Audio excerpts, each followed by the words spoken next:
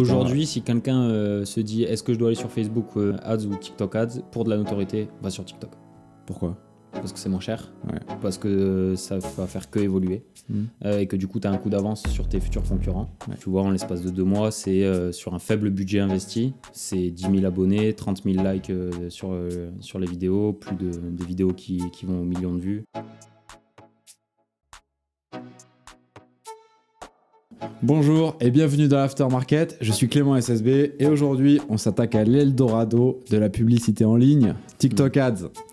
Pour nous faire découvrir et nous donner toutes les clés de ce superbe moyen de publicité, j'ai avec moi Geoffrey Lucas, CEO d'une agence donc, de publicité en ligne et de community management, j'ai nommé Unit. C'est ça.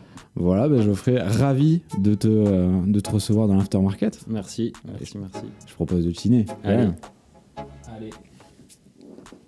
À la tienne. Du coup, aujourd'hui, on va s'intéresser à TikTok Ads et on va voir pour qui est-ce que c'est, pourquoi est-ce que c'est intéressant de s'intéresser à TikTok Ads spécialement en ce moment, et puis comment est-ce qu'on fait, et voilà. Yes. Écoute, je propose de te présenter un peu, parce que je t'ai présenté un tout petit peu, mais dis-nous un peu plus, comment est-ce que tu es arrivé à TikTok Ads ? Ouais, en fait, j'ai monté du coup Unit il y a 5-6 ans à peu près avec un associé, avec mon associé Loïc, qui était une connaissance de base. Et en fait, on sortait d'études tous les deux. Et en fait, tu vois, on sortait d'études, donc on était sans job, mais avec des connaissances. Lui était plus sur la partie payante, moi j'étais plus sur la partie organique. Et en fait, on s'est dit, attends, on va mettre nos connaissances en commun et on va les proposer. Et du coup, répondre à des besoins et des problématiques d'entreprise. Donc, on a monté l'agence autour du CM et de l'acquise au départ. Puis, de fil en aiguille, 5 ans sont passés avec une équipe qu'on a montée, etc. Et aujourd'hui, forcément, il faut s'adapter aussi à l'évolution des réseaux. Et TikTok, aujourd'hui, c'est, comme tu l'as dit, c'est l'Eldorado pour encore, je pense, 1 an ou 2 ans. Ouais. Et donc, du coup, c'est comme ça qu'on est arrivé à TikTok, parce qu'on a eu des clients qui avaient des besoins aussi de notoriété, qui avaient la maturité de comprendre que TikTok, c'était devenu un enjeu réel et majeur dans la stratégie, tant sur la partie payante que sur la partie notoriété. Donc voilà, c'est comme ça qu'on est arrivé sur TikTok Ads. Ok, d'accord. Ouais, ça fait 6 ans maintenant que tu as l'agence. Ouais. Vous êtes 7, c'est ça ? Ouais, c'est ça. On est 7 personnes. Et du coup, on couvre 3 pôles principaux qui sont community management. Ouais. Donc la partie organique, la partie création de contenu dédiée au community management et la partie acquisition et création de contenu dédiée à l'acquisition. Ok. Bon, tout ce qui finit par ads en acquisition, on est dessus. Ouais. Justement, moi j'ai envie de te poser une première question. Ouais. C'est quoi un petit peu les caractéristiques et les différences de TikTok Ads par rapport à tout le reste, Meta Ads, LinkedIn, YouTube Ads? Déjà, tu as le fait que c'est assez récent. Ouais. Donc, qui dit récent dit forcément que tu as une opportunité parce qu'il y a moins d'acteurs qui y sont. Ouais. TikTok, si tu t'en souviens, TikTok au début, personne n'y croyait. Tout le monde disait que ça allait être un réseau social qui allait flopper rapidement. Finalement, c'est devenu le numéro 1. Donc, les enjeux, c'est qu'il y a peu de concurrence encore aujourd'hui. Enfin, il y a moins de concurrence que sur Facebook et sur Instagram. Donc, forcément, en termes de notoriété et surtout sur la partie payante, tu vas avoir des résultats qui vont être des coûts par résultat qui vont être plus faibles que sur la partie Facebook et Instagram. Après, c'est pas pour tous les types d'entreprises. Tu vois, ça dépend vraiment du secteur d'activité. En général, c'est bien pour les e-commerçants, pour une marque. Tu vois, vraiment, là, c'est intéressant. Pour des entreprises physiques, typiquement, tu vois, nous, on accompagne une salle de sport sur Toulouse qui vient de se monter il y a un peu moins d'1 an. C'est une salle de sport avec certains univers différenciants. Et du coup, là, c'est intéressant parce que tu vas pouvoir créer du contenu, tu vas pouvoir apporter justement de la proximité avec une communauté. Après, si tu es une entreprise purement B2B qui génère du lead, bon, là, c'est un peu moins intéressant, tu as un peu moins de choses à montrer, quoi, forcément. Ouais, ok, d'accord. Donc finalement, pour des business qui sont très axés conversion, achat e-commerce, là où on va avoir des campagnes très business, de la notoriété de l'image de marque, c'est ça. Ou des choses qui sont très visuelles, j'imagine, les restaurants. Après, tu as les restaurants et après, tu as aussi des fois, tu vois, tu as des secteurs d'activité auxquels on n'aurait pas pensé, mais genre l'immobilier, tu vois, des fois. Ouais, ouf. Parce que, en fait, tu te dis, mais dans l'immobilier, TikTok, c'est pas forcément mon cœur de cible, etc. Bon, finalement, de plus en plus, on essaie d'acheter de plus en plus jeune. Et au final, tu peux mêler le côté déco, tu peux mêler le côté juste l'effet wow, tu vois, grâce à TikTok. Et tu peux aussi humaniser ta marque de par mettre le côté de l'équipe qui travaille, etc. Donc là-dessus, c'est intéressant, quoi. Bah, totalement. L'immobilier, en plus, j'ai envie de faire un épisode là-dessus. Parce que je vois certains agents immobiliers, tu vois, qui font du personal branding, en mode ils filment leurs visites, des choses comme ça. Je trouve ça trop bien, j'ai trop envie d'en parler. Bah ouais, parce qu'en plus, tu dis du coup, le type, enfin, j'ai l'impression de le connaître déjà. Ouais. Et avec un agent IMO, voilà, c'est ça, tu lui fais confiance. Tu as besoin que l'agent IMO lui fasse confiance et de la proximité. Ouais. Ok. Donc ok, des coûts plus bas, une couverture qui est plus élevée et moins de concurrence. Ouais, c'est un petit peu les Actuellement, caractéristiques. C'est ça, ouais. C'est des coûts par résultat plus bas. Alors, ça dépend, encore une fois, si tu ton objectif. Si c'est de l'objectif de notoriété ou d'achat, enfin de conversion. Sur la conversion, tu n'as pas forcément des coûts plus bas. Mais par contre, sur la notoriété, c'est incroyable. Ouais. Sur la notoriété, tu vois, nous, on a eu un client qui travaillait pour l'État, enfin, qui était rattaché à l'État, et qui faisait des vidéos éducatives sur TikTok. Et tu vois, en l'espace de 2 mois, c'est sur un faible budget investi, c'est 10 000 abonnés, 30 000 likes sur les vidéos, des vidéos qui vont aux millions de vues. Ok, pour combien 10 000 abonnés pour combien d'investissement Je peux pas te donner le chiffre exact, mais allez, entre 2 et 3 000 euros de budget. Ah ouais, quand même. Tu vois, nous, on a des coûts par abonné, on avait des coûts par abonné à 0,08 centimes. D'accord. Ouais. Tu vois, donc en fait, c'est ce qu'on avait il y a 5 ans sur Facebook Ads avec mon associé quand on a commencé. Lui, en fait, il avait un blog autour de la sneakers. Et quand il faisait de l'ad sur Facebook, il payait ses mentions j'aime la page Facebook 1 centime. Ok. Tu vois, donc c'était vraiment, c'est vraiment l'Eldorado d'aujourd'hui, quoi. Je vois, ok. Du coup, je te propose de passer aussi sur un petit détail. Enfin, justement, pas du tout un détail. Est-ce que le ciblage TikTok est aussi intéressant que peuvent l'être celui de Facebook et d'Instagram, oui et non. Parce que le ciblage TikTok, en fait, quand tu vas cibler, tu vas pouvoir cibler comme sur Facebook. De base, en fait, toute la plateforme Ads a été développée par des anciens devs de Facebook. Donc, tu arrives sur le Business Manager TikTok, c'est exactement la même chose. Enfin, le TikTok Ads Manager. C'est la même chose. Et en fait, dans tes audiences, tu vas pouvoir cibler en fonction de tranche d'âge. Là où ça devient intéressant, c'est que tu peux aussi cibler en fonction de créateurs. Donc, tu ne chopes pas la communauté du créateur, mais des personnes qui ont un intérêt pour ce créateur. Donc là, ça devient intéressant. Après, aujourd'hui, c'est moins profond que la partie Facebook. Tu peux quand même faire des audiences, des audiences de retargeting, des audiences lookalike, donc du similaire. Des audiences personnalisées, des audiences sauvegardées. Tu peux faire exactement la même chose que sur la partie Facebook Insta. Ok. Après, tu as une partie dans l'audience aussi qui est la partie tracking du pixel. Tu vois, par exemple, que tu as sur Facebook, tu as le pixel. Le pixel Facebook est plus puissant que le pixel TikTok. Pour un e-commerçant, par exemple, tu vois, tu as une partie de tracking. En général, tu avais une application avec Shopify. Donc, l'application TikTok et Shopify. Et il y a quelques temps, Shopify, ils ont dit on se retire un petit peu de ça. Donc l'application existe toujours pour faire le tracking, mais par contre, tu as 60% du tracking qui est pas pris en compte. Donc pour la conversion, forcément, c'est moins intéressant parce que tu auras 60% de tes résultats où tu sais pas s'il y a eu de la conversion ou pas avec la partie Shopify.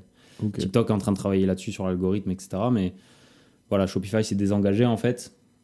Donc, tu vois, suivant ce que tu veux faire, pour de la notoriété, oui, c'est autant intéressant. Pour de la conversion, ça reste intéressant, mais c'est un peu moins profond, quoi. D'accord, ok. Donc, c'est un peu moins cher. Mais est-ce que aussi la qualité des leads est égale? Parce que tu sais, on dit souvent, ouais, les abonnés TikTok, c'est pas comme les abonnés sur les autres réseaux, c'est plus volatile, ils sont moins engagés. Est-ce que c'est le cas aussi avec les leads que tu génères en notoriété et en business? En termes de qualité, il faut bien cibler. Okay. Honnêtement, il faut très bien cibler. Les tranches d'âge un peu trop jeunes, enfin, genre du 16 ans, ça sert à rien d'y aller parce que tu vas faire du volume, mais effectivement, derrière, c'est volatile. À partir de 20 ans, 20-25 ans, là, ça commence à être intéressant parce qu'on a souvent l'image de TikTok, c'est du 16-18 ans qui utilise TikTok. Ouais, c'est plus le cas. Aujourd'hui, j'ai 30 ans, j'utilise TikTok et j'ai mon entourage qui a 30 ans et qui utilise TikTok. Donc, c'est plus le cas, plus vraiment le cas. Donc, il faut bien cibler cette partie-là. Après, sur le côté engagement, en fait, TikTok, tu as un petit couac qui existe, c'est que à partir du moment où tu fais de l'ADS, tu accèdes plus aux musiques trends. Tu vois, Qui dit que tu n'accèdes plus aux musiques trends, dit que dans l'algorithme organique, bah déjà, tu te coupes l'herbe sur le pied, quoi, sous le pied. Et donc, du coup, forcément, tu vas faire ton ads, tu vas faire ton post qui a un audio original de ta part, donc que personne n'utilise. Et tu vas faire ton ads dessus, tu vas le booster, tu vas faire de la vue, tu vas faire du like et de l'abonné. Très bien. Mais derrière, tes abonnés de base, en fait, ils sont pas venus pour ça. Ils t'ont trouvé, ils ont trouvé ça intéressant, mais tu n'as pas créé réellement, tu vois, le lien avec eux. Okay. Donc, c'est pour ça qu'on peut te dire que de temps en temps, c'est plus volatile ou pas engagé. Ouais. Et donc, bon, pour ça, il y a des petits tips pour ça qui existent de la part de TikTok, qui te permettent de faire de l'ads tout en gardant la musique Trends à disposition. Ok, d'accord. Okay. Bon, on en reparlera, je pense. Ouais. Mais très bien. Ouais, c'est vrai que TikTok, ça s'est vraiment démocratisé. Aujourd'hui, c'est plus tous les jeunes. Non. C'est vraiment toutes les tranches de la population. Ouais. Moi, l'autre jour à la salle, j'ai même vu un mec de, je sais pas, il devait avoir 50 ans, 60 ans, si tu veux, et commençait à faire des exercices. Et puis j'ai regardé sur son, enfin, je suis passé à côté de son banc, et en fait, il avait un TikTok ouvert avec un mec qui faisait des exercices. Et donc, en fait, il reproduisait, il s'était chopé un coach sportif sur TikTok et il reproduisait les exercices de. Bah ouais, parce que tu vois, en général, cette tranche d'âge-là, ils sont plus présents aujourd'hui sur Facebook. Ouais. Et en fait, il pense pas aller sur Insta. Et donc, du coup, sur Facebook, il va pas trouver ça. Il va galérer dans Facebook Watch à trouver quelqu'un qui. Alors que là, sur TikTok, direct. Chope son hashtag et après, recommandation, algorithme et terminé, quoi. Ouais. Donc ok. On voit à peu près à qui ça se destine. Niveau budget, si on veut faire une campagne de notoriété ou si on veut faire une campagne de business, on doit se préparer à débourser combien ? Sur de la notoriété, alors après, ça dépend de tes ambitions, ça dépend de tout ça, mais sur de la notoriété, tu peux commencer avec un budget qui est plus faible réellement que sur TikTok, que sur Facebook. Tu vois, là, aujourd'hui, on accompagne une marque qui est dans le sport, pas la salle, une autre marque qui est dans le sport. Cette marque-là, tu vois, elle a un bon budget. Je peux pas te dire lequel, mais elle a un bon budget. Pour autant, sur les premières campagnes de notoriété, on réussit à générer 1200, 1300 abonnés pour 400 € de budget. Tu vois, donc au final, tu peux commencer, je pense, avec un budget aux alentours des 400-500 € mensuels sur de la notoriété, sur de la conversion, étant donné que justement, il y a ces histoires de tracking. Après, il y a ton contenu qui change, etc. Mais j'irais plus sur du 1500-2000 minimum. Ok, d'accord. Bon. Très bien, ça reste quand même assez... ça reste accessible, tu vois. C'est pas le plus cher, quoi. Okay. Mais sur de la conversion, il faut être prêt à... potentiellement à pas lâcher 2000 €, mais pas avoir des résultats tout de suite, avoir quelques résultats, mais voilà, le temps que la machine se mette en place, que TikTok, l'algorithme aussi puisse te trouver la bonne audience, cibler les bonnes audiences, etc.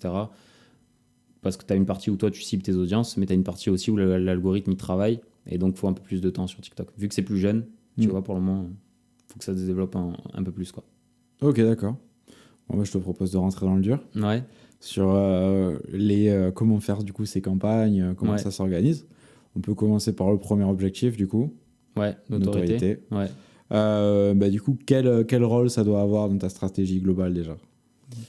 Ta notoriété, c'est ultra important parce que faut que en fait tes potentiels clients puissent avoir confiance en toi pour devenir client, tu vois.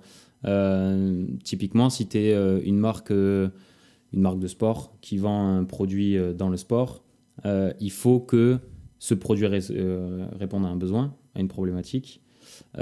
Et même si tu fais de la vidéo en mode problème-solution, ok, mais ça ne veut pas dire que tu es une bonne marque, ça veut pas dire que tes produits sont qualitatifs, etc. Donc ta notoriété va jouer énormément là-dessus, sur ton discours, ton positionnement, etc. Donc sur TikTok, là où ça devient intéressant, c'est que tu vas pouvoir montrer l'utilisation du produit, tu vas pouvoir montrer la qualité du produit, tu vas pouvoir faire des campagnes d'influence, par exemple, au-delà même, tu vois, de mettre un budget et de faire de l'ads, tu vas pouvoir faire des campagnes d'influence, tu vas pouvoir justement faire tout ton branding autour de ta marque, tout ton storytelling, etc. Et une fois que tu as ça, là, ça devient intéressant d'amplifier ça, justement, pour le faire découvrir au plus grand nombre. Nous, quand on intervient auprès d'un client, par exemple, quand on a une offre qui est de faire du CM et faire de l'ADS, on commence jamais l'ADS de suite. Okay. Tu vois, sur le premier mois, en général, on va réfléchir à la stratégie de l'ADS, mais on aura réfléchi et proposé une stratégie CM, on va la mettre en place et ensuite on commencera l'acquise, parce qu'en fait, un client lambda qui ne te connaît pas, si tu viens chez moi, c'est parce qu'on ne te connaît pas. D'accord ? Ou alors, on te connaît, mais tu as envie qu'on te connaisse encore plus. Donc, il y a des personnes qui ne te connaissent pas par défaut. Du coup, le client potentiel, qu'est-ce qu'il va faire ? Il va voir ta pub, il va aller sur tes réseaux, il va voir qui tu es, ce que tu fais, comment, quelles sont tes valeurs. Et s'il n'y a pas tout ça, tu auras ajouté de l'argent par la fenêtre, quoi. Ouais, on remplit le panier percé. Ouais, voilà, exactement. Donc, l'objectif notoriété, il est vraiment, justement, comme son nom l'indique, de faire de la notoriété et de mettre une confiance et un lien avec la communauté. Après, comment tu crées une campagne ? T'as, comme sur la partie Facebook Ads, Instagram Ads, etc., tu as la partie, du coup, ton objectif. Donc, tu choisis ton objectif de notoriété. Tu as les ad groups, donc là, c'est toutes tes audiences que tu vas choisir. Et après, tu as tes créatives. Et là où ce qui est vraiment important, c'est tes créatives, que ce soit en notoriété ou en business, mais sur la notoriété, c'est les créatives, parce qu'en fait, tu vas pouvoir positionner tes vidéos dans certains formats, à certains endroits de TikTok. Tu vas pouvoir dire, par exemple, quand tu ouvres TikTok, est-ce que tu as envie que ta vidéo elle soit là direct ? Est-ce que tu as envie qu'elle soit dans le feed ? Est-ce que tu as envie qu'elle soit dans les deux ? Tu vois ? Sachant qu'un utilisateur, en général, il reconnaît vite si c'est une pub sur TikTok. Et c'est pas très bien vu sur TikTok, la partie pub. Donc, ton enjeu, c'est de faire en sorte qu'il ne capte pas. La seule chose qui lui fasse capter que c'est une pub, c'est le petit passé en haut à droite. Tu vois ? Ouais, mais la vidéo elle-même, il faut que ce soit une vidéo, il ne faut pas que ce soit... Il faut qu'elle ressemble le plus possible à du contenu généré par les utilisateurs, quoi. C'est ça, exactement. Tu vois, c'est comme si, je sais pas moi, tu avais Tinder et qu'au lieu de te présenter Tinder en mode expérience, qu'est-ce que tu vois, trouver l'amour, etc., on te disait salut, j'ai trouvé une app, c'est Tinder. C'est bon, on a cramé que c'est une ad. Tu vois. Ouais. Voilà. Ouais, genre. Ouais, mais c'est pour ça que sur Tinder, les pubs d'ailleurs, il y a pas mal d'articles qui sortent sur le Tinder Ads. Ouais. Et comme quoi, c'est pas mal en fait. Ouais, j'ai jamais testé. Apparemment, c'est pas cher non plus. Ouais. Donc, à tester. Si vous gérez le Tinder Ads, envoyez-nous un message. Direct. Moi, on va faire un épisode brûlant sur Tinder Ads, ça va être génial. Non, mais on va être curieux de savoir ce que ça peut donner aussi. Ouais, curieux de savoir. Ouais. Ok, donc choisir les créatifs. Donc en gros, c'est les créatifs, c'est l'emplacement, c'est ça ? Non, les créatifs, c'est ton visuel. Ok. Mais en fait, tu vas choisir ton objectif et dans ton ad group, donc tu vas faire tes audiences.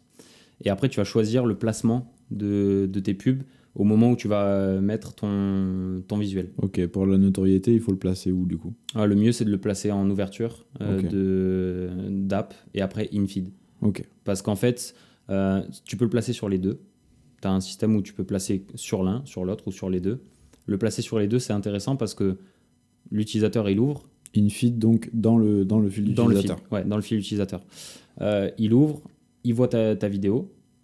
Et ensuite, donc le in-feed, c'est qu'il va passer, par exemple, il va scroller, 1, 2, 3, 4, boum.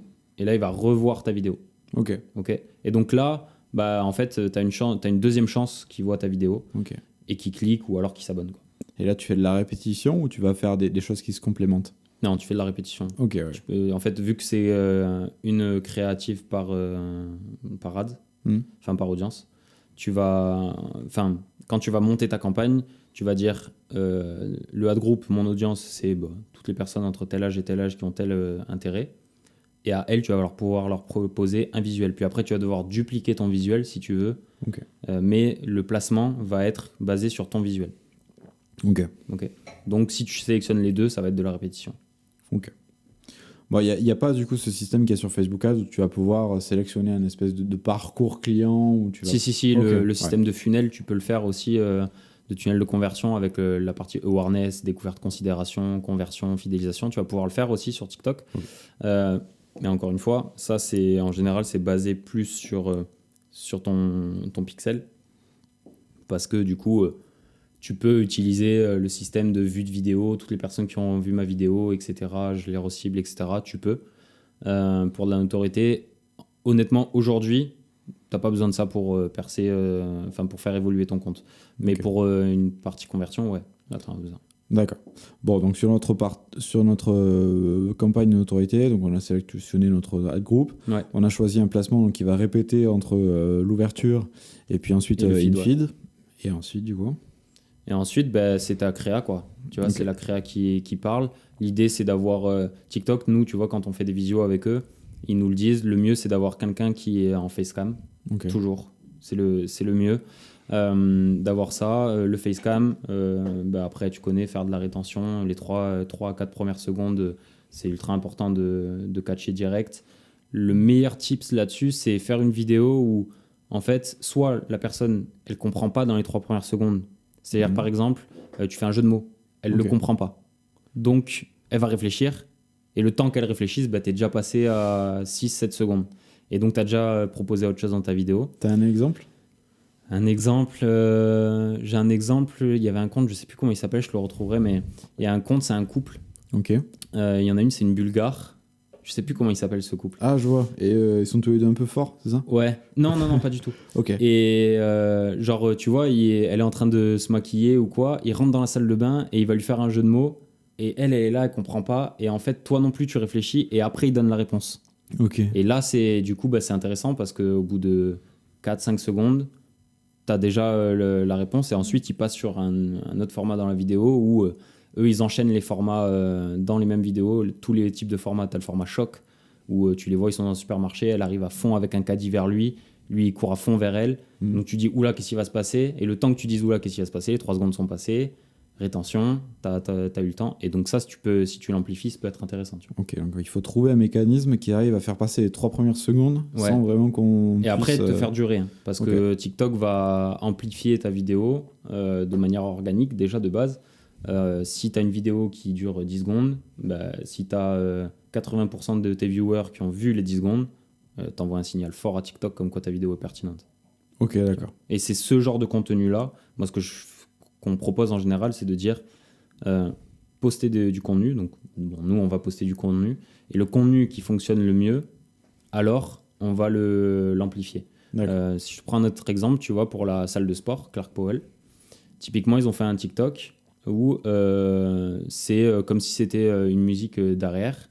Et en fait, il rentre le matin et il fait le tour de la salle, comme s'il était tout seul.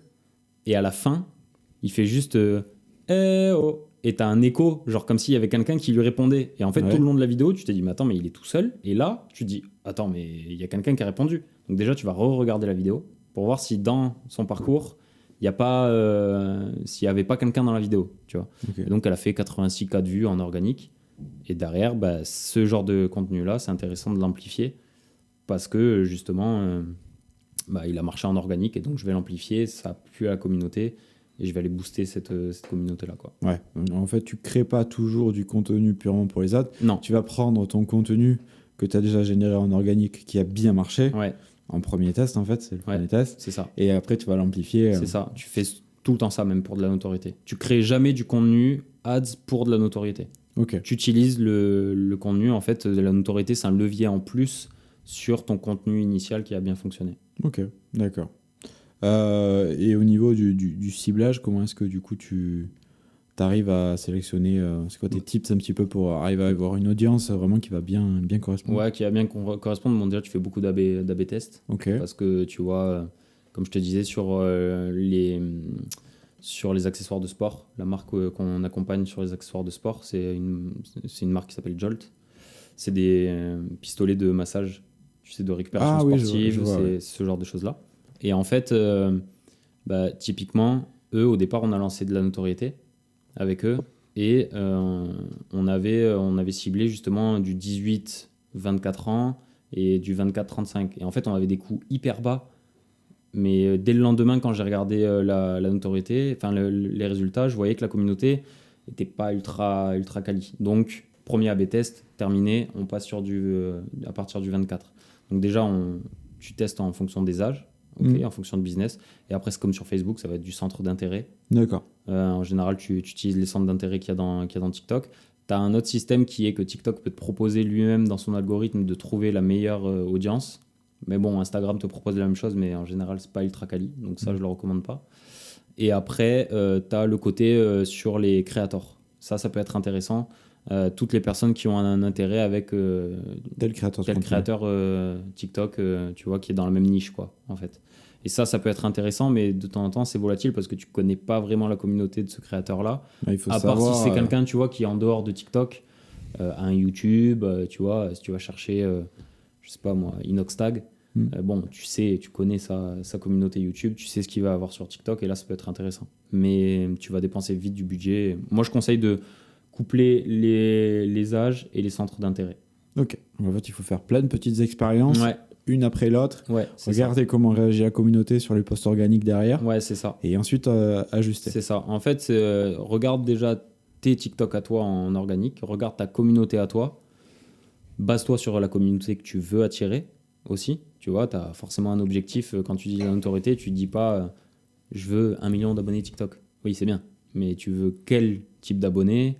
Qu'est-ce que tu veux faire de ces abonnés après? Est-ce que tu veux les convertir en clients? Est-ce que c'est des abonnés qui sont dans telle niche, telle niche, telle niche?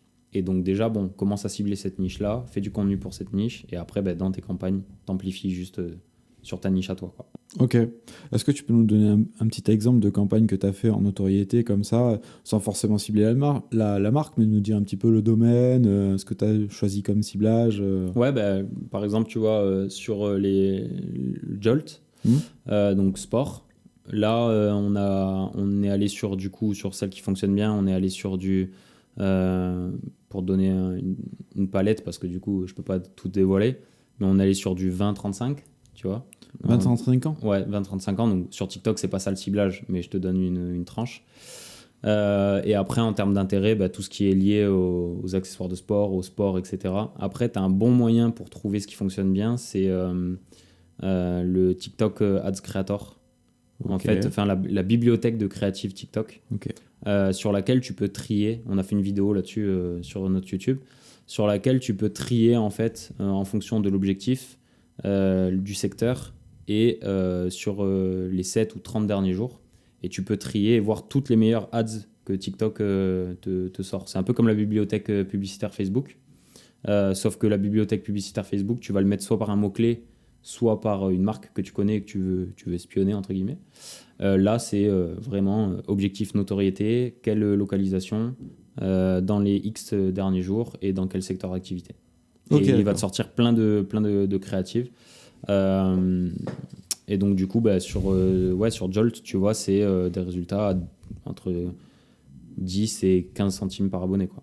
Ok, d'accord. Qu'on a dès le départ, d'entrée.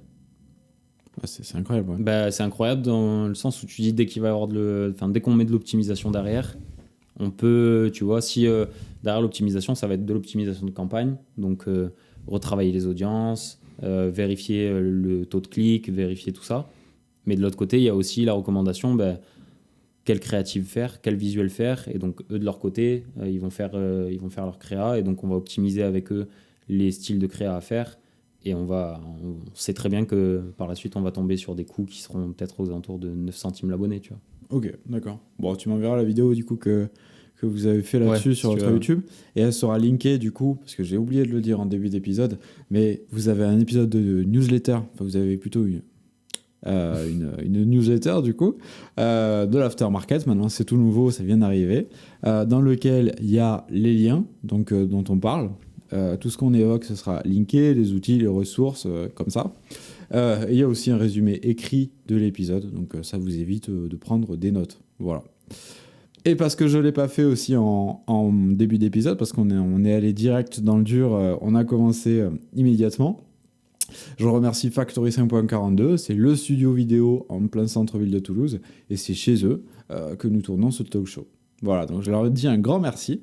Et on continue du coup donc cette vidéo-là sur comment vraiment utiliser ce Creator Studio, c'est ça? Creative TikTok Ads. Creative TikTok Ads. TikTok Creative Ads, ça s'appelle. Ok. Librairie. Ce sera dans la newsletter du coup.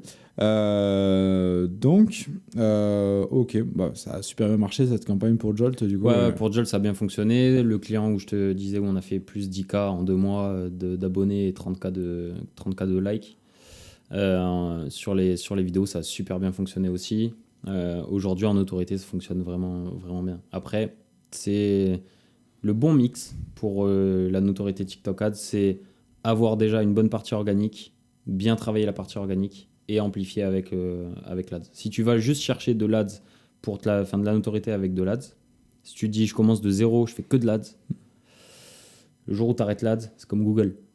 Google, tu sais, nous on a des clients, des fois ils nous disent je fais Google Ads, du coup je vais être numéro 1 sur Google. Non, C'est pas parce que le jour où t'arrêtes ta Google Ads dans la SERP de Google, si t'es classé 4e page, tu restes classé 4e page. Alors que là, finalement, tu nourris un petit peu ta croissance à long terme. Et le jour où tu as la pub, tu continueras à avoir des résultats parce que tu auras toujours des gens qui sont engagés dans le tunnel de vente. Ouais, à condition que du coup, t'aies fait ta pub en gardant le côté créateur, le compte créateur de TikTok, pas le compte business. Okay. C'est la condition qui est un peu sine qua non, quoi. Okay. Parce qu'en fait, quand tu passes, comme je te disais tout à l'heure, quand tu passes pour faire de l'ADS sur TikTok, tu es obligé de passer ton compte en business. Donc, tu relis ton compte à un business manager, à un profil qui est relié à ce business manager-là, etc. Mais ça t'enlève tout le côté créateur, donc les musiques trends, etc. Et du coup, quand tu arrêtes la pub, tu es toujours en compte business. Mais si tu n'as pas accès aux musiques qui sont trends et à toute la trends TikTok, l'algorithme, lui, il va se dire ok, il n'utilise pas des musiques trends, il n'y a personne qui regarde ses vidéos, donc ces vidéos ne sont pas intéressantes, donc ça ne me sert à rien de les montrer. Pour toi, c'est impossible de faire du contenu viral, qui font plusieurs centaines de milliers de vues, sans les musiques trends? Bon, il n'y a pas que ça, tu vois, dans l'algo. Mais ouais, c'est sans profil créateur, c'est pas possible. Avec ton audio perso, à part si t'es quelqu'un de connu ailleurs, c'est pas possible. Ok. Bon. Ok. Du coup, je te propose qu'on passe au deuxième objectif, du coup, le business, le chiffre d'affaires, la conversion. Ouais. Comment, du coup, est-ce qu'on fait c'est à quelle place déjà dans la stratégie un peu plus globale là? Est-ce que ça se combine avec une stratégie de notoriété? Ouais. Ou pas? Bon, tu peux lancer de la conversion sans, mais l'idéal, c'est d'avoir les deux. Ouais. Ok. C'est de combiner les deux. Parce que forcément, double effet de levier. Tu vas avoir ta notoriété qui peut te faire de la conversion toute seule par la suite. Et ça ne fait que appuyer tes campagnes d'ads. Moi, quand je vois des campagnes d'ads, qu'est-ce que je fais la première chose avant de cliquer sur le call to action, visiter le site, je fais sur le profil. Ok. Ouais, donc potentiellement des campagnes de notoriété d'abord pour chauffer une audience, et puis ensuite l'exposer à un message plus commercial une fois qu'elle connaît un peu plus notre marque. Ouais, c'est ça. Ok, d'accord. Du coup, comment est-ce qu'on fait une campagne business efficace? Même principe que la notoriété, avec tes ad groups, tes audiences, etc. D'accord, même principe. La seule différence, c'est que tu vas rajouter ton call to action sur ta vidéo. Après, c'est ton format de vidéo qui doit changer. C'est-à-dire que là, tu vas créer des vidéos dédiées à de la conversion. Et donc là, c'est plus... en général, il faut utiliser le format TikTok, la trends TikTok qu'il y a sur le moment où tu vas faire ton ad. Et là, c'est vraiment problème-solution. Mais il ne faut pas que ce soit trop grossier non plus, quoi. Faut pas que ce soit... tu vois, il y a une marque qui le fait vraiment bien. Okay. C'est pas sexy, mais elle le fait très très bien. Ça s'appelle Colombroom. Okay. C'est pas des clients, donc je les connais pas, je leur fais pas de pub, mais ils le font très bien. Ils le font avec des influenceurs. En fait, ils font beaucoup de UGC, donc User Generated Content, face cam, toujours. Et en fait, très clairement, c'est pour c'est pas sexy, mais c'est pour te nettoyer le côlon, quoi. D'accord. Voilà. Okay. Et donc, ils ont pris des influenceurs ou des modèles féminins et masculins. En mode, au départ, c'était juste pour moins avoir mal au ventre. Et finalement, au bout de X jours, 10 jours, j'ai perdu 10 kilos, par exemple. Tu vois. Okay. Et donc, tu as, dès le départ, la personne, le produit en main, ce texte-là, TikTok, qui apparaît. Et derrière, tu as la personne qui fait son UGC et du coup, qui va dire, voilà, au départ, j'ai acheté ça, il y a tel goût, franchement, c'est pas mal, etc. Et puis finalement, trop bien, j'ai perdu X kilos. Et donc, eux, ils le font très bien, de manière très agressive. La façon dont c'est monté, tu vois les 3-4 premières secondes, le pain et du coup, le résultat auquel tu as répondu. Et ensuite, tu as le côté, du coup, explicatif, quoi. Donc ça, c'est intéressant et c'est surtout ça qu'il faut faire. Sans le faire de manière trop fake, tu vois. Il faut que ce soit authentique. Il faut que ce soit authentique. Sur TikTok, si c'est pas authentique, ta conversion, elle fonctionnera pas, ou alors elle va fonctionner, il va falloir que tu mettes énormément de budget. D'accord, ok. Toi, avec les clients, tu as déjà fait ce genre de choses avec de l'user generated content? Ouais, on a déjà fait. On a déjà fait avec, en général, on le fait avec des clients, tu vois, de la marque. Qu'on propose, ou alors avec des influenceurs. Et c'est ce qui fonctionne le mieux, parce que l'influenceur, ce qui fonctionne le mieux, parce que du coup, il y a le côté réassurance aussi, tu vois, bon, ça dépend des influenceurs, on parle pas d'influenceurs de télé-réalité ou quoi, hein. On parle d'influenceurs qui ont évolué sur TikTok, comme ceux qui ont évolué sur Instagram. Et donc, il y a une confiance, tu vois, qui est liée avec la communauté. Et en général, du coup, on demande à l'influenceur de publier, et nous, on réutilise sa vidéo en ads, uniquement. D'accord. Et donc, du coup, le client, ce qu'il fait, c'est qu'il va aller voir notre compte, il va voir la publication qu'on aura repartagée de l'influenceur, parce qu'on ne peut pas faire les publications en duo, tu sais, comme sur Instagram, sur TikTok. Ouais. Donc, il va voir cette vidéo-là, il va aller sur le compte de l'influenceur, il va voir la vidéo, et donc, ok, jusque-là, tout est authentique. Tout est authentique, tout est ok. Bon, ok, vas-y, pourquoi pas. Et du coup, potentiellement même, tu vas faire de l'impression et du reach, mais pas de clic. Et en fait, le clic va venir depuis ton profil direct, puisqu'il aura cliqué sur ton profil, il aura analysé et il aura recliqué sur le lien qu'il y aura dans ta bio, quoi. D'accord.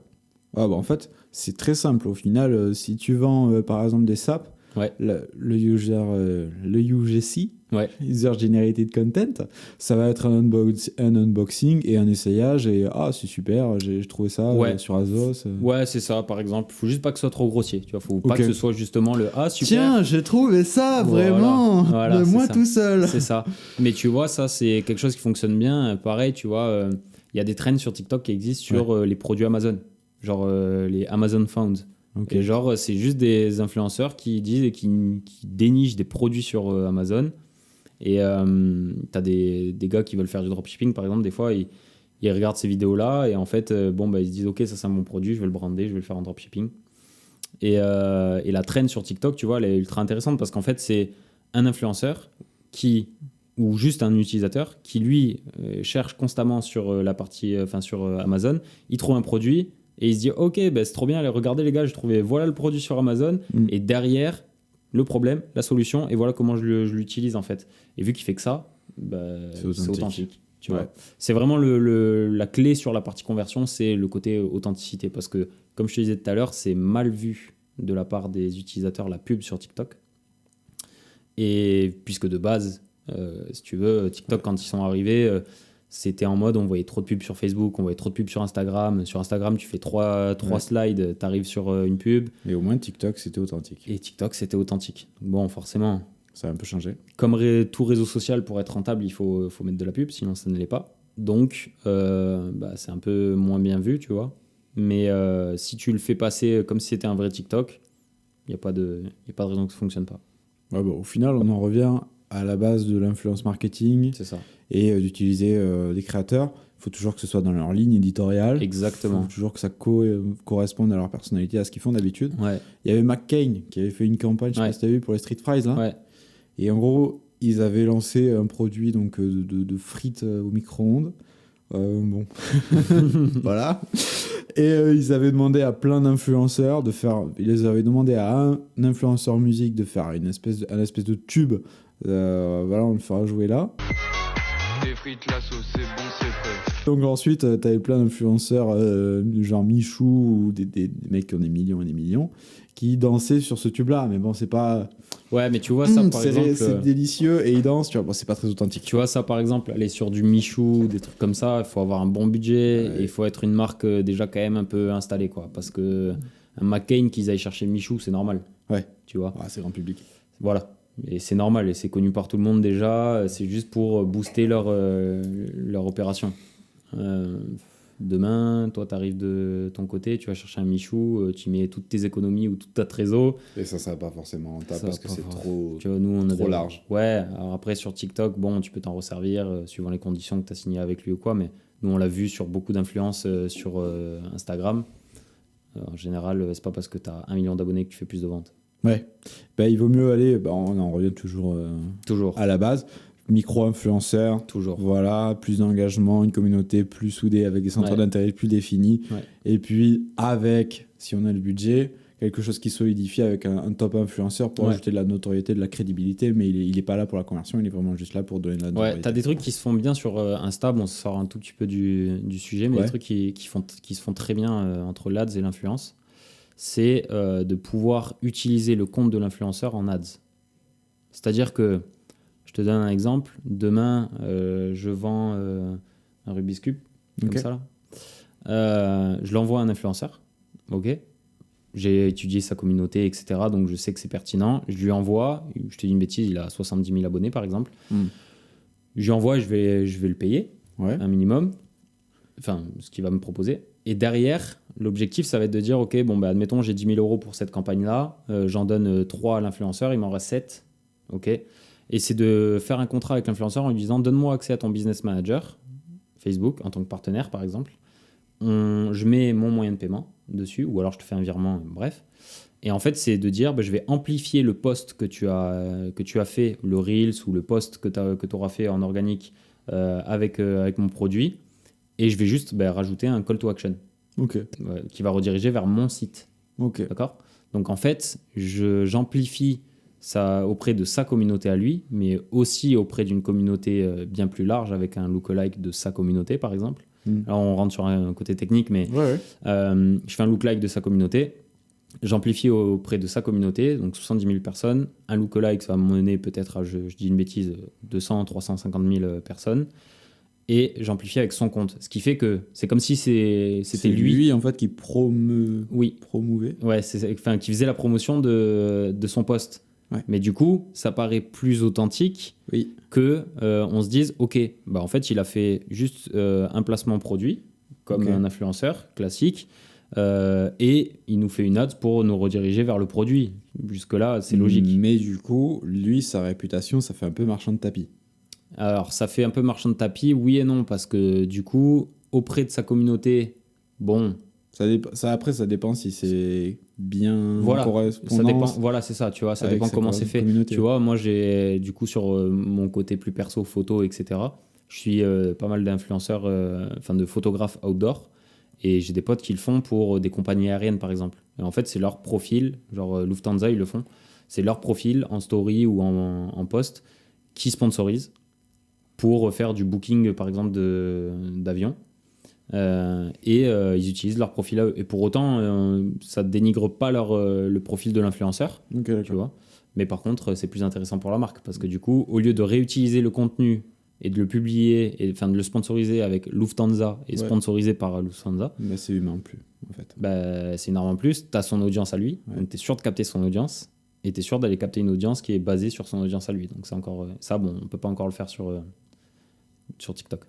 On peut pas le faire sur TikTok. Ça voudrait dire, en fait, sur TikTok, c'est complexe, si tu veux, de mettre en place le côté business manager, etc. Parce qu'en fait, il faut que tu crées un profil pour le business manager, d'accord ? Qui n'est pas forcément ton profil TikTok. Ensuite, il faut que ton compte TikTok, tu le relis à ton profil business manager. Mais une fois qu'il est lié à ton profil business manager, c'est un compte par profil. Donc déjà, ça veut dire que l'influenceur, si lui, il a un compte dessus, il va devoir t'ajouter là-dessus. Après, il faut créer la partie compte pub, etc. etc. Et ça ne se fait pas du tout de partager ses codes. Non, mais là, en fait, tu n'as pas besoin de partager tes codes, tu vois, sur Facebook. Tu as juste besoin de mettre en partenaire. Tu peux le faire sur TikTok, mais il faut qu'il te donne des droits. Il faut que tu aies l'accès à son compte TikTok pour avoir accès à son profil. Enfin, qu'il te donne accès à son profil dans le Business Manager. C'est un peu plus galère. Ça ne se fait pas trop encore. Ça se fait pas trop encore, mais c'est quelque chose qui, tu vois, sur le futur viendra, j'en suis persuadé. De croissance, si on veut être innovant et se démarquer un petit peu, on peut faire ça. Exactement. Si tu veux te démarquer, tu peux déjà, si tu as un influenceur qui capte un petit peu ce système-là, tu peux d'ores et déjà commencer avec ça. Bon, ça c'est un super tip, c'est ça. Moi j'ai envie de te poser des questions sur un petit peu une entreprise. Qui on n'est pas encore au stade d'appeler Unit pour faire des campagnes avec 20-30 000 euros de budget, mais qui a envie de commencer à tester un petit peu en interne et qui va faire sa première campagne sur TikTok Ads. Donc son objectif, certes c'est de faire la notoriété, mais c'est aussi de faire du chiffre d'affaires. Donc quels seraient tes petits tips au niveau du budget, de comment est-ce qu'on étale son budget, de la durée déjà, appeler Unit, parce que c'est pas parce qu'elle n'a pas 20 ou 30 000 euros de budget ads qu'on ne peut pas l'accompagner. Au contraire, tu vois, même si elle a 2 000 euros de budget ads ou 1 000 euros de budget ads, on peut l'accompagner. Et après, si elle veut le faire de son côté en indé, ça serait vraiment de réfléchir à sa stratégie de notoriété, à sa stratégie de contenu, de type de contenu qu'elle veut faire. Et ensuite, ça serait de faire beaucoup d'audience, de tester plusieurs audiences. Et après, il y a un petit peu, tu vois, c'est pas une règle d'or, mais il y a toujours dans les phases de test, tu vas faire une campagne. Dans cette campagne, tu vas avoir plusieurs audiences. Donc, par exemple, ton audience 24-34 ans, enfin 25-35 ans. Tu vas avoir ton audience plus jeune, par exemple 18-24. Et en fonction de chaque audience, en face de chaque audience, tu dois mettre un minimum qui va être de 2-3 visuels. Donc, ça, c'est quand tu fais de la conversion. Et quand tu fais de la notoriété, c'est toujours bien de publier, faire beaucoup de contenu, voir ceux qui fonctionnent le mieux, ceux qui fonctionnent le moins, et en fonction de ça, faire un effet de levier sur ceux qui ont le plus fonctionné. Et pas se dire, je veux à tout prix faire de la vue, parce que tu peux avoir une vidéo qui va faire 1 million de vues, et une autre à côté qui va faire 400 vues, et puis celle d'après qui va en faire 300 000. Juste focus-toi sur celles qui font 300 000 ou celle qui a fait 1 million, et sur celle-ci, amplifie-la. Ouais. Tu vois, c'est juste ça, logique. Et sur la partie conversion, c'est pareil, tu vois, c'est réfléchir à ta stratégie de contenu, mais ça va être réfléchir surtout en te disant, ok, qu'est-ce que je vends, pourquoi, et quel est le... ça après c'est la façon dont tu réfléchis de ta boîte, mais quelle est la problématique à laquelle je réponds. Tu vois, c'est comme si moi je faisais, si je l'applique à Unit, je vais faire par exemple un TikTok de la vie de tous les jours de l'agence, ou alors je peux faire des vidéos où je présente chaque membre de l'équipe. Je fais une vidéo où je montre une journée type chez Unit, un peu rigolote, etc., parce qu'on aime bien rire quand même. Elle explose. J'en fais une autre où je présente juste chaque personne. Ça fait pas beaucoup de vues. Du coup, je vais capitaliser sur celle où j'ai fait le tour. Je vais faire un peu de notoriété dessus, un peu d'amplification. Je vais gagner un peu d'abonnés. Ok, très bien. Et derrière, je vais aller faire une campagne pour aller chercher que des e-commerçants, par exemple, pour du TikTok Ads. Là, je vais faire une vidéo complètement différente, tu vois. Je vais faire une vidéo face cam, je vais me prendre à moi ou je vais prendre mon associé, face cam, en mode à expliquer qu'est-ce qui va pas. Enfin, par exemple, un truc un peu clickbait, tu vois, en mode pourquoi tu n'arrives pas à faire décoller ton e-commerce avec TikTok, ou 4 règles principales pour faire décoller ton e-commerce avec TikTok. Je vais en citer 2. Okay. Et pour connaître les 2 dernières, du coup, va sur le site de Unit et remplis le formulaire, tu vois. Ça me fait une transition rêvée. Parce que j'ai oublié de te poser la question, mais j'avais envie qu'on parle un tout petit peu, alors on est short on time, mais du funnel. Ouais. Il faut un site parfaitement responsive, j'imagine. Ah oui. Au niveau du browser, alors j'ai cherché rapidement juste avant, et j'ai vu que certaines personnes avaient des problèmes par rapport au fait que TikTok ouvre dans un lecteur propre, qui n'est pas forcément très OK pour que tu sortes et que tu ailles sur Safari et tout ça. Comment est-ce qu'on gère tout ça ? Ça c'est en fait n'importe quel réseau n'aime pas que tu sortes, okay. C'est le cas typiquement de LinkedIn. Ils détestent que tu sortes de la plateforme parce que leur objectif c'est de te garder au maximum pour te montrer au maximum de pubs. Ok, logique. Du coup sur ton site il te faut forcément un site 100% responsive. Ça c'est obligatoire. Nickel, ton responsive sachant qu'il vient d'un mobile, il te faut un site responsive. Après comment tu gères ça, faut juste l'adapter à toutes les tailles d'écran, tu vois. Nous, je sais qu'on utilise Webflow pour faire notre site web. Donc forcément, avec Webflow, tu vois, c'est plus simple. Même si c'est une réelle expertise, tu vois, Webflow, mais c'est quand même plus simple de gérer le responsive. Tu prêches un convaincu. Ouais, tu vois. Donc c'est plus simple de gérer ton responsive. Et après, il y a tes temps de chargement qui font une grosse différence. Il faut que ton site il charge vite, d'où Webflow encore une fois. Mais il faut que ton site il charge vite. Tu cliques, boum, t'arrives, c'est chargé. Il n'y a pas de j'attends 4-5 secondes, sinon ça ne fonctionne pas. Ce qu'on est en train de dire, c'est que si vous utilisez WordPress, si vous avez un site sur WordPress, si vous avez un site sur un autre CMS, regardez Webflow, plongez-vous dedans et reconstruisez votre site sur Webflow. Vous comprendrez de suite, en regardant Webflow et en apprenant à comprendre Webflow, pourquoi c'est 100% rentable et pourquoi il n'y a aucun débat. Voilà. On a divagué.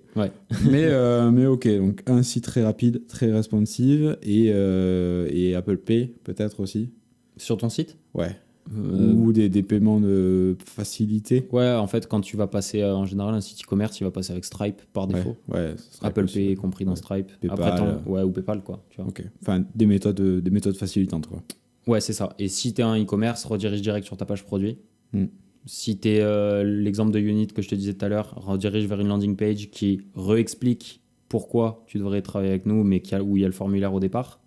Tu vois, envoie pas juste sur un formulaire, envoie sur quelque chose où il y a quand même une explication et quand même des détails. Sans qu'il y en ait trop, quoi. Landing page, ok. Ouais. Landing page optimisée, optimisation de ton funnel dans ta landing page, optimisation de ta page en elle-même en temps de chargement et en responsive.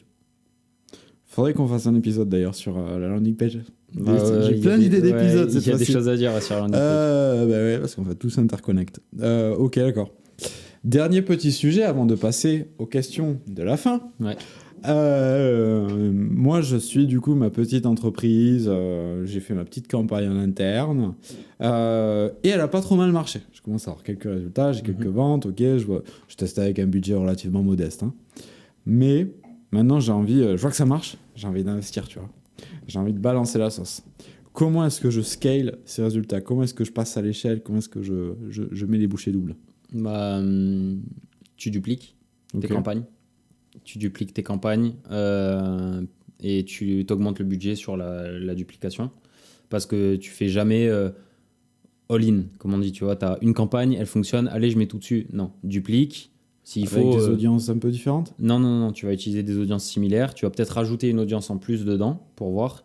Mais déjà, duplique parce que si jamais au final c'était pendant 3-4 jours ou 3-4 semaines qu'elle a bien fonctionné et que quand tu mets tout ton budget, elle fonctionne plus, bon, ça va faire mal. Créer des audiences similaires.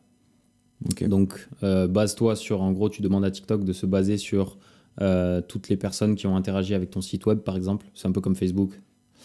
Ou alors, si tu as un fichier client, intègre ce fichier client dans TikTok et fait des audiences similaires. Okay, donc, en gros, il va dire, par exemple, Clément, c'est quelqu'un qui est client chez moi, qui a acheté via une pub TikTok. Je crée une audience similaire sur toi. Donc, ça veut dire, va trouver des personnes qui sont en relation avec toi sur TikTok et qui ont le même comportement que toi. Donc, ils seraient enclins à acheter aussi mes produits de ma niche sur TikTok. Super puissant, ça. Bah ouais, tu exploses le plafond de verre en fait, de la taille de ton audience. Si ton audience elle est à 1 million, bah là, tu l'exploses. Donc, fais du look-like, donc similaire, c'est ça. Fais du retargeting, fonctionne en tunnel de conversion, c'est-à-dire modifie tes structurations de campagne. Fais une structuration de campagne d'acquisition où tu fais de l'awareness, voici qui je suis. Ensuite, voici ce que je te propose. Ensuite, voici pourquoi tu devrais l'acheter. Voici les éléments réassurants, les avis clients, comment est fait mon produit, si c'est une marque française, etc. Et ensuite, donc, le CTA. Top du funnel, middle et bottom. Et dans le bottom, en général, tu vas avoir soit une offre, soit tu vas avoir les UGC, etc. peuvent fonctionner aussi dans le bottom. Ils seront en middle en général, mais voilà, ils peuvent fonctionner aussi. Donc en fait, chaque élément, c'était une pub qui va arriver à un moment différent. Ouais, c'est ça. En fait, t'imagines que ton client, il t'a vu, ok, il t'a vu une fois. L'objectif, c'est qu'une fois qu'il t'a vu, il fasse que te voir partout. Sans trop... mais avec des choses différentes. Mais avec des éléments différents. Donc, il t'a vu une fois pour, par exemple, tu vends... y a une marque qui le fait très bien, ils vendent des appuis pour, tu sais, pour le canal carpien. Là. Ok, ouais, pour la souris. Ouais, pour la souris. Et ils le font très bien.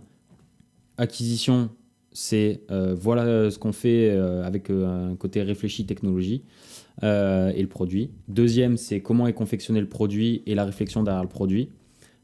Troisième, c'est influence et UGC et avis client, utilisation du produit. Activation, exactement. Donc du coup, ils vont se mettre en awareness qui on est et voilà notre produit. Dans le middle, tu vois, ils vont dire comment il est confectionné, voilà pourquoi tu devrais le prendre en fait, par rapport peut-être à la concurrence. Et en dernier, ça va être soit une offre promo, soit des avis clients, que de la réassurance. Et donc du coup, quelle est la raison in fine pour que tu n'achètes pas? Ok, d'accord. À part le prix, éventuellement. Ok. Bon, très clair. Très très clair. Bon, eh ben écoute, moi je suis très content. J'ai appris plein de choses sur TikTok Ads. En plus, c'était un truc que je connaissais absolument pas, mais je sais que c'est une sacrée opportunité. On entend de plus en plus parler sur honnêtement, Twitter, etc. Aujourd'hui, si quelqu'un se dit est-ce que je dois aller sur Facebook Ads ou TikTok Ads pour de la notoriété, va sur TikTok. Pourquoi ? Parce que c'est moins cher, Ouais. parce que ça va faire que évoluer. Et que du coup, tu as un coup d'avance sur tes futurs concurrents. Ouais, et que si tu as un faible budget, en général, c'est ça aussi qui, tu vois, le nerf de la guerre, c'est le budget. Si tu as un faible budget, alors va sur TikTok parce que ça coûtera moins cher en coût d'acquisition. Mais du coup, si j'ai de la maximoula, je vais quand même sur TikTok ou pas ? Si tu as de la maximoula, tu vas sur tous. Okay. Tu vas sur Facebook, Facebook Ads pour Insta, et tu vas sur TikTok, et tu fais pas que de la notoriété, tu vas chercher de l'influence et tu fais ta toile d'araignée, quoi. Ça marche. Bon, trop bien. Bah, écoute, je te propose qu'on passe aux questions de la fin. Ouais. Moi, j'ai une nouvelle question que j'ai un peu piqué à un autre podcasteur que j'ai rencontré, du coup, au Growth Awards, l'événement de Jérémy Goyot. Donc, je suis désolé, c'est un peu piqué ta question, mais tu m'en veux pas. Est-ce que tu as un petit peu des coachs de vie qui t'inspirent au quotidien ? Alors, ça peut être en vrai, mais ça peut aussi être en ligne, des gens que tu vois régulièrement sur les réseaux et qui vraiment t'inspirent et dirigent un peu ton comportement. Qui m'inspire, alors peut-être plus dans le côté gestion de boîte, gestion d'équipe. Il y a un gars que tout le monde connaît, je pense, c'est Gary Vee aux US. Sur le mindset, tu vois, de justement comment bien gérer ton équipe, comment c'est pas parce que tu peux être friendly avec ton équipe, mais toujours mettre de la limite, tu vois, et que les choses se passent bien et tes équipes se sentiront mieux et travailleront mieux. Tu peux donner un exemple de conseil comme ça qui t'a donné et que il m'a pas donné moi en direct, tu vois, parce que c'est un gars qui a 10 millions d'abonnés, que t'as retenu et qui t'aide vraiment tu sais, c'est le côté kindness du boss, quoi. C'est pas parce que je suis un boss que je dois être sec avec toi et que tu vois, il y a une frontière mais à ne pas dépasser, mais de l'autre côté on peut passer des bons moments ensemble et l'objectif c'est qu'on travaille ensemble et que tu t'éclates avec moi et que je m'éclate avec toi. Tu vois, et je suis persuadé que un salarié qui s'éclate fera mieux son taf qu'un salarié qui ne s'éclate pas. Donc il y a lui. Après, sur la partie mindset direct, il y en a un que j'aime bien vraiment, c'est Théo Lyon de Kudak, qui a un bon mindset. Je trouve, tu vois, toujours aller de l'avant, etc. C'est intéressant. Et après, dans ma vie plus perso, moi j'ai déjà vu un coach pour coach de vie personnelle, tu vois, plus pour le boulot, bien te positionner, tu vois, en tant que dirigeant, etc. Voilà. Tu peux nous partager un peu le conseil qui t'a le plus influencé ou pas ? Le conseil qui m'a le plus influencé, c'est savoir dire non. En vrai, tu vois, c'est bête, c'est peut-être un petit peu ce que tout le monde te dirait, mais c'est la réalité, savoir dire non.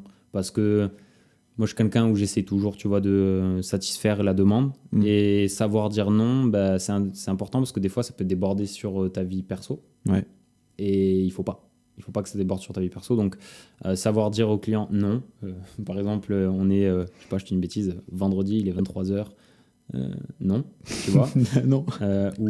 Ou alors, on est jeudi, il est 20h30, tu me dis faut que tu fasses ça comme modification de campagne et vendredi 8h, t'as eu le temps de changer ? Bah non. Bah non, mec. Je dors. Donc voilà, tu vas savoir dire non à partir de telle heure, je suis off. Voilà, savoir mettre ces limites-là, c'est vraiment le meilleur conseil qu'on m'a fait. Ouais. Savoir mettre des limites, savoir dire non. Ouais, savoir mettre des limites et savoir dire non. Mais c'est important en fait, parce que même pour toi, n'importe qui travaille, tu vois, même un salarié, savoir dire à un moment, je dis pas qu'un salarié, il faut qu'il dise non à son patron. Je dis juste, si t'as un boss qui tire trop sur la corde, savoir lui dire mollo, tu vois, ou non, pas cette fois-ci, la prochaine fois. Et nous, moi, en tant que dans ma position, c'est savoir dire non, vas-y, pour ma santé, par exemple, ou pour, tu vois, mon train de vie, ou pour ma famille, ou pour mes amis, ou quoi, ou même pour mon associé, savoir dire, tu vois, ok, il est telle heure, c'est bon, on va se calmer, on va rentrer, on verra demain, tu vois. C'est un marathon, c'est pas un sprint. Exactement. Ok, très bien. Bon, super, on a de beaux conseils. Tes ressources, c'est quoi un petit peu les bouquins, les chaînes YouTube qui te donnent un petit peu les compétences J'en ai pas en direct parce que en fait, si tu veux, sur la partie compétences, moi, j'ai beaucoup appris solo, donc j'ai beaucoup appris en cherchant sur YouTube ou quoi. Après, avec mon associé, forcément, on est toujours à, tu vois, trouver des nouvelles techniques et des nouvelles stratégies. Donc c'est vraiment nous deux, tu vois, où on se tire vraiment vers le haut là-dessus. En plus, bon, du coup, de l'autre côté, on donne des cours dans des écoles, donc forcément, on est obligé toujours de s'y tenir. Donc, j'ai pas vraiment, tu vois, de bouquins ou de chaîne YouTube à proprement parler. Je trouve à droite, à gauche, et je réfléchis à, tu vois, est-ce que ça peut fonctionner, est-ce que ça peut s'appliquer pour nous?